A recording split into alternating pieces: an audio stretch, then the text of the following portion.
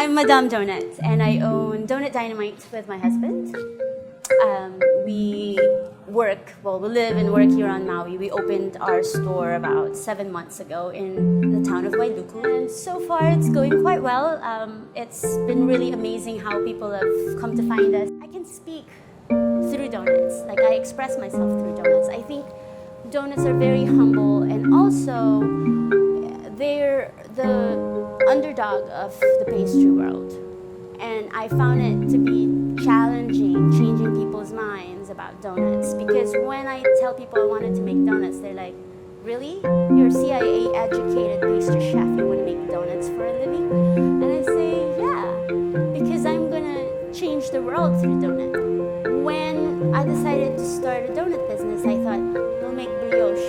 Freezer, we have different kinds of brioche dough that's already portioned and cooled down. I have a classic brioche here, so we have different types.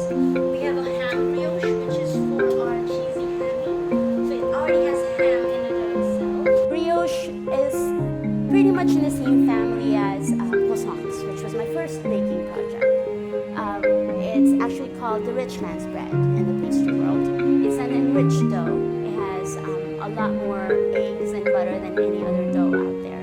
It's also probably one of the more complicated doughs to make, just because you can't just add everything, mix it all together and step away. Again, the choice of dough that we make makes everything more complicated, and of course making all the components by hand also makes the workload so much harder and tedious. A typical workday, every day I make dough. It's complicated in a way because butter will cut through the gluten that you normally would develop when you're making dough. So to make it perfectly stable gluten-wise, you develop that gluten so it has structure, and then you break it with the butter. That's kind of almost counterproductive, but that is why you carefully add the butter little by little. It's sort of like making a dressing.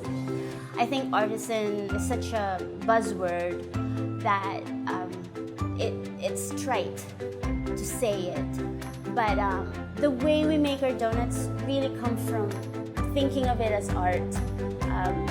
It sounds corny, but I look at the donut as my canvas, and I express my creativity through it. I express my story, even my life story on a donut. It's, like I said, it's our vocation, it's our calling, it's our passion. We cannot even imagine a life without really good food. This is so much work, it's so silly. You have to be passionate about this to do the kind of work that we're doing. It takes hours, we hardly sleep.